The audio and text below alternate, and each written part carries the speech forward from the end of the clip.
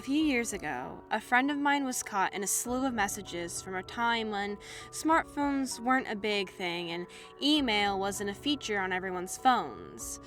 This topic came up when we were discussing the worst thing that we've gone through, and my friend went quiet before pulling out her phone to present the chain of emails. This is what she showed me. Sunday, July 5th. Hi, Mia. Sorry I couldn't make to the party yesterday. Won't go into details, but I had a really bad mental health day. Grant rushed me to the doctors, who prescribed me some new pills to try for 9 months and suggested I start therapy as soon as possible, which I'll hold off on until October as I'm so busy. Hope you and the gang had a great time, and I've still got your present here for next time I'm in town. Best wishes, Helen. Monday, July 6th. Hi, Mia. You won't believe the weekend I've had. Me and Grant had a huge, very heated argument Sunday night while cooking, which resulted in me slapping him, something I've never done. But he was being so hostile towards me. I've never seen him look so evil. He locked himself in the study for the rest of the night, and I felt awful. Then, on my way to work, a huge deer runs out in front of the car and I swerve and hit a tree. Thankfully, I'm fine, but the car's in bad shape, and Grant didn't even answer the phone, even though he works from home. I had to call work and ask to work from home for a while the car is being fixed. I'm hoping Bobby's garage can fix it like they fixed yours when you went down a ditch. I'll figure out how to send you the dash cam footage of the deer once I get the car back. It was massive. Hope you're having a better time than me. Miss you, Helen. Tuesday, July 7th. Hi, Mia. Sorry to keep emailing. I know you're away this week, so I don't expect a reply, but I need a friend's opinion. Grant has been off since our argument on Sunday. I understand what I did was very wrong, but I've apologized, and it wasn't very hard. He usually likes to cook us both dinner, but he's only been making food for himself. He's usually first in bed and last to get up, but now he just stays locked in his study all morning and evening. Then, his hygiene has done a 180. He usually showers every evening and keeps the house spotless, but now he leaves dishes and washing up for me, and hasn't bathed since Sunday. He also whispers threats of violence in my ear when I'm doing something. Does your husband ever do this after a fight? Is this his way of getting back at me? I don't know what to do. He just looks at me with such evil in his eyes now. Chat soon, Helen. Wednesday, July 8th. Hi, Mia. Just me again for the daily rant. It's a nightmare living out here without a car. I feel so isolated. What's worse is I'm trapped here with someone who's trying to make me as uncomfortable as possible. Grant has upped his game at trying to upset me. Now he's taken to leaving dishes and food out until they begin to stink. I called him out on it, but he just smiles and laughs with that same hateful expression. I've decided I'm not cleaning up after a grown man. If he wants to leave everything out to stink and live in a filthy house, then fine by me. He's the neat freak out of us. I don't know where this hateful malice has come from. There's no love in his eyes anymore. I hope you're all enjoying your holiday. Send my love. Have fun, Helen. Thursday, July 9th. Hi, Mia. I don't know how else to say it. Grant and I are planning a separation. I'm in tears as I write this. Things have been amazing for over 15 years, but one small, stupid fight is what's ending us. It happened earlier today. I finished my work and went downstairs to find yet more filthy dishes and food left out. I couldn't do it anymore. I tried to open the study, but as usual, he's locked in it. I was furious and banged on the door. Grant ignored me, so I tried to pick the lock with a coin.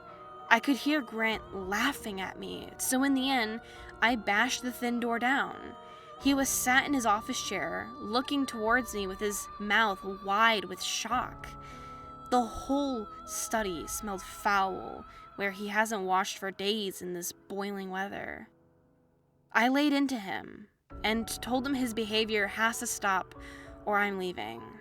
He continued looking at me with this stupid expression, and I told him I guess that answers it then, and walked out. I expect him to call me back or come after me, but he didn't.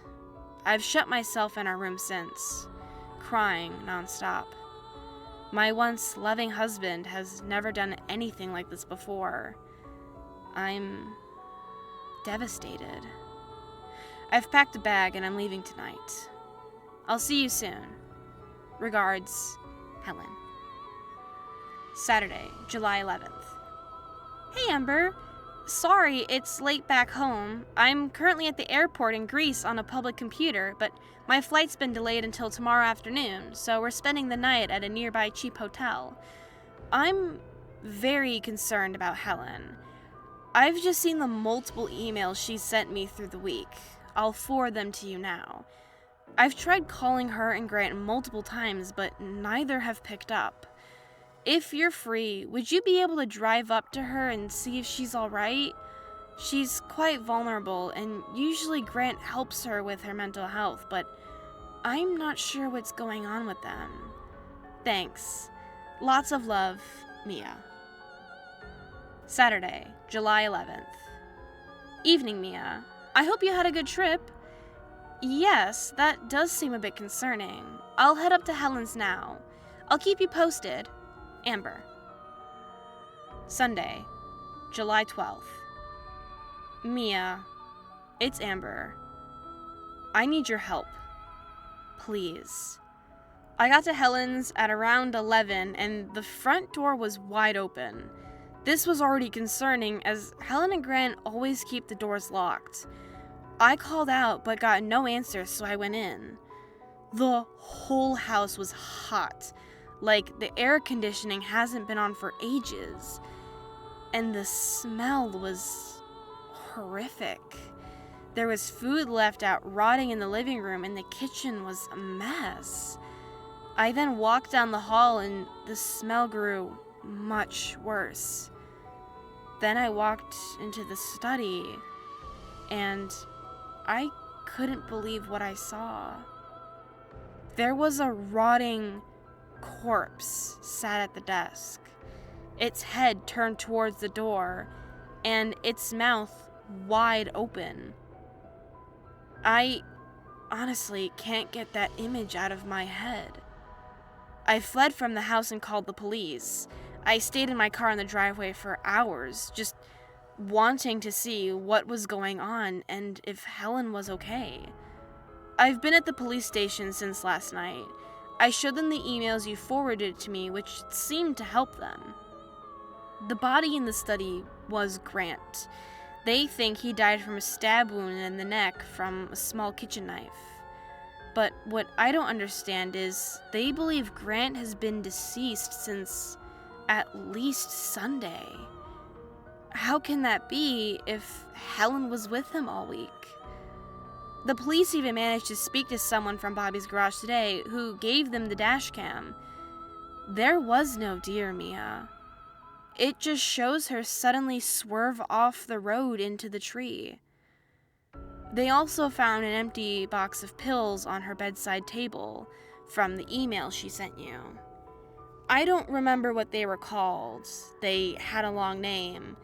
But whatever they were, the investigator said these were in no way what a doctor would have prescribed someone these, as they were banned due to patients seeing demons and evil everywhere, and exacerbating any symptoms they already had. The medication causes severe delusions and hallucinations, along with strong side effects of paranoia and anxious moods.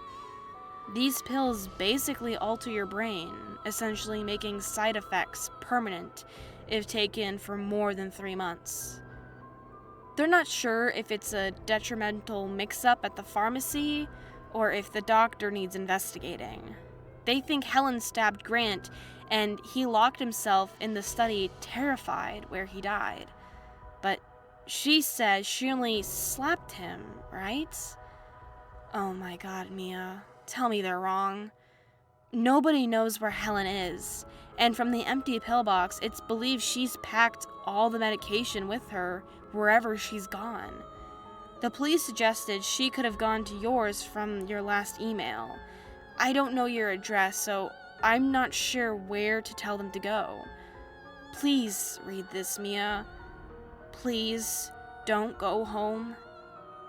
My friend Amber was in therapy for a long time after this event. Mia and her family managed to get an earlier flight home, meaning, sadly, Mia did not read Amber's email.